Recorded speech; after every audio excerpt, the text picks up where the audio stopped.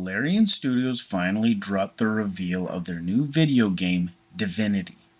And it looks less like Original Sin and more like Original Sin, because there's a lot of it everywhere. It's shocking, it's brutal, and frankly terrifying descent into ritualistic horror. So we're going to break down every gruesome little detail and ask the big question. Can this incredibly dark fantasy possibly live up to the massive legacy of Baldur's Gate 3? They actually finally did it. After years of us wondering, after they completely rewrote the book on modern RPGs with Baldur's Gate 3, Larian has come home. At the Game Awards 2025, they revealed their next massive project, and it wasn't a sequel or an expansion. It was a return to their own backyard, a game simply and powerfully titled Divinity. This is a moment fans have been waiting for, a moment some of us thought might never happen after the world-dominating success of Baldur's Gate 3. I mean, Larian had the keys to the Dungeons & Dragons kingdom. Most of us figured that they were just going to stay there and build a summer home. But instead, they've pivoted back to their own world, Rivellon. And based on what we've seen, this isn't the Rivellon we remembered. This is something way darker and deeply unsettling.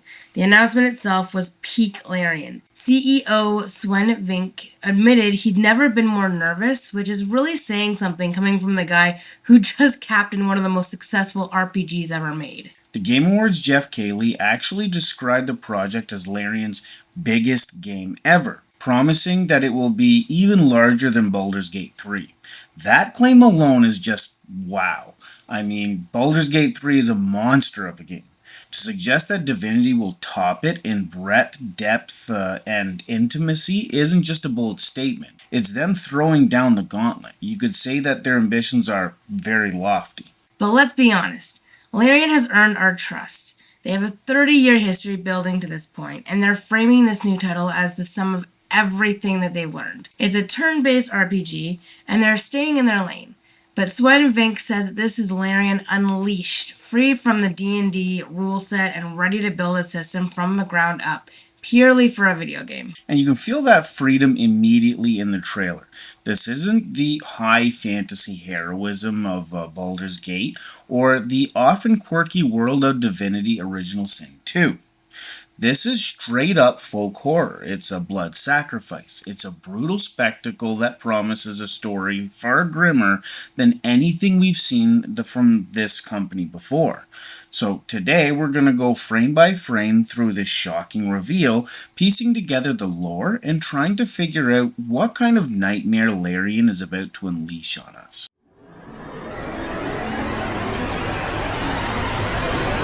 The trailer doesn't start with horror. It starts with a town that looks deceptively normal, which just makes the eventual chaos hit so much harder. We see a bustling village, it feels real, it feels lived in, kids are playing, people are sharing food, there's music, there's dancing, a genuine sense of community. This is that light that makes the darkness feel so much darker. The writing team, they've said that they want to show a world worth saving, a world with hope. So when the bad stuff happens, it really stings. And this festival is that beautiful before picture. And the visual style is also a huge leap. Baldur's Gate 3 was gorgeous, but this feels different and more grounded, more rustic.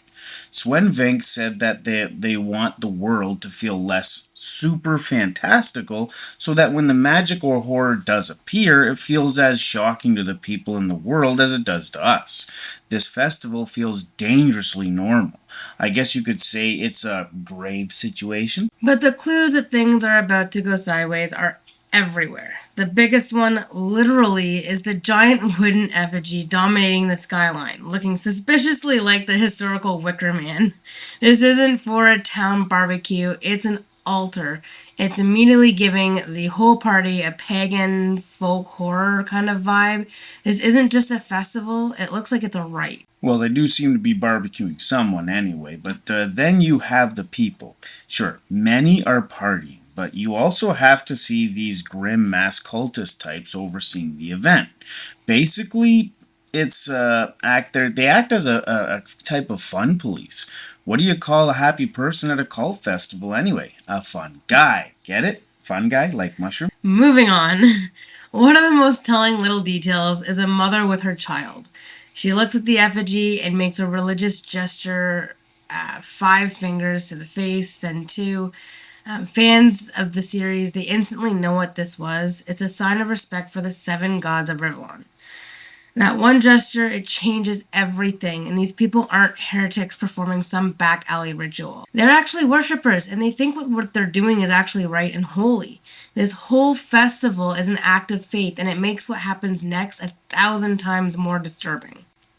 Exactly, and inside that wicker structure, we actually see the man that they're barbecuing all chained up. His chest is covered in scars, and the most obvious thing being a 7 pointed star, the symbol of the very gods that these people worship. He's wearing a 7 pointed crown as well, and this isn't just a random dude that they grabbed. He's a symbolic sacrifice chosen for a very specific reason. They aren't just burning a man, they're making an offering to their gods. The big question is, why? So let's take a look at the guy who's in the hot seat. This is a highly organized ritual, and the man himself seems old, tired, and almost resigned to his fate. The scars on his chest are old, which suggests he's been prepared for this role for a very, very long time. That 7 pointed star has fans going wild with theories. In Divinity lore, the 7 gods were the big shots. A huge plot point at the end of the Divinity Original Sin 2 is that the gods are, well, gone. They're basically energy vampires feasting on souls, and by the end of the game, their connection to Rivlon is pretty much severed. The new game's website even says the gods are silent. Rivlon bleeds, new powers stir. So if the gods have ghosted them, why the sacrifice? Well, theory 1, it's a desperate attempt to get them to pick up the phone. The people of Rivlon left without divine guidance. They're going back to brutal, ancient practices. They're trying to get their gods to notice them again. And it's a ritual born from pure desperation.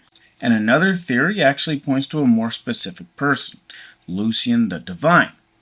He was Revlon's messiah figure who brought peace for 1,000 years. At the end of Original Sin 2, Lucian was imprisoned beyond time. It's possible that these folks are trying to get a grand ritual to bring their savior back, not knowing he's on an extended vacation that he can't really get out of. The tragedy is that their ritual is doomed from the start. There's also a much darker idea. What if this isn't worship but a sick joke? It could be a ritual by a group like the Black Ring, a cult dedicated to the archdemon Damien. In that case, burning an effigy linked to the now silent gods would be a symbolic way of tearing down the old order to welcome something new and evil. This fits with the new Powers Stir tagline and the long-running plot about Damien and his boss, the Lord of Chaos. The Lord of Chaos is an ancient evil that the 7 gods locked away eons ago. With the gods out of the picture, the cosmic prison might be getting a little rusty, and this ritual on purpose or by accident could be the key that finally breaks the lock. They're not calling the old gods, they're rolling out the welcome mat for a new, much meaner one, and they just don't know it. This connects directly to a teaser Larian set up before the announcement, a real-life statue in the Mojave Desert called the Hellstone. That statue looks just like the wicker effigy, suggesting that it's not just a bonfire, it's a demonic antenna. And as the townspeople light the fire, the mood shifts from celebration to a feverish, debauched party. They're not just observing a somber ritual, it's a full-on rave.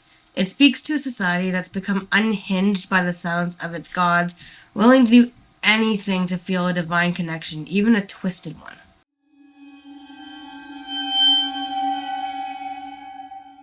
And now we get to the part where it all goes horribly, horribly wrong.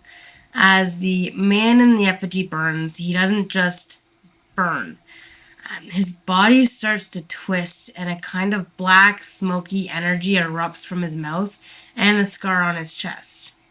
And in Divinity, your first thought is the source, or the energy of life itself. But this looks wrong, very wrong. It's dark, corrupt, and violent.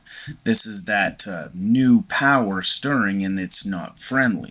From this dark energy, a tiny crimson insect-like creature is born right out of the man's dying breath. They weren't just killing a man, they were either incubating something inside him or they accidentally opened a door that really shouldn't have been open in the first place. I guess you could say that things are about to get buggy. Then comes the money shot. The man's body explodes in a geyser of blood and guts that rains down on the crowd below.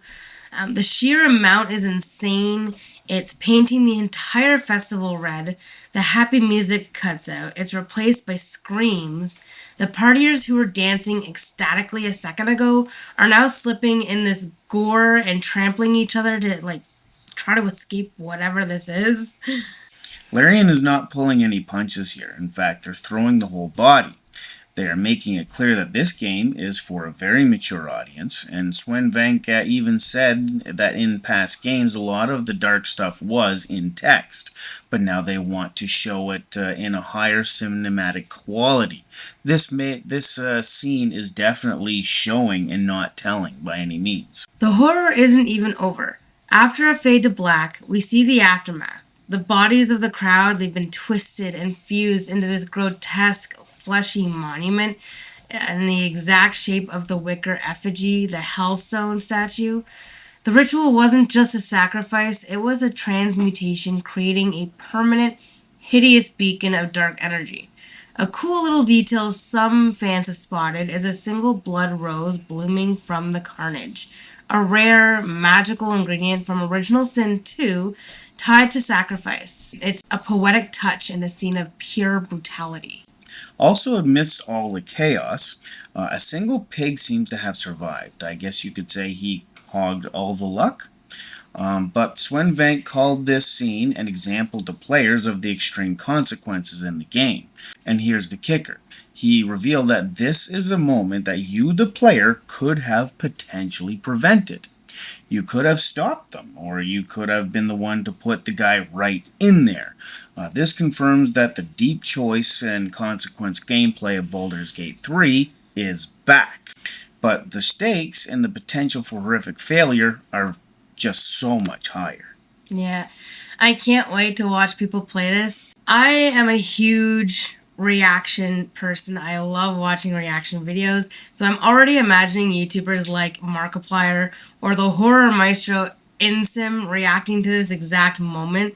That is, if they do turn-based games. I haven't seen all of their videos, but I'm not too sure. Their screams would be glorious, though. I can definitely tell you that.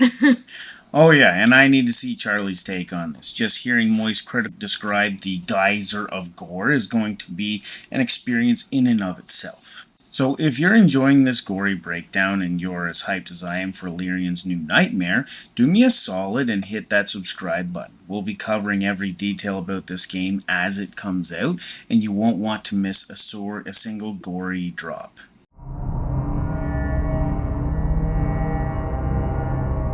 So beyond this shocking trailer, what do we know about how Divinity will actually play?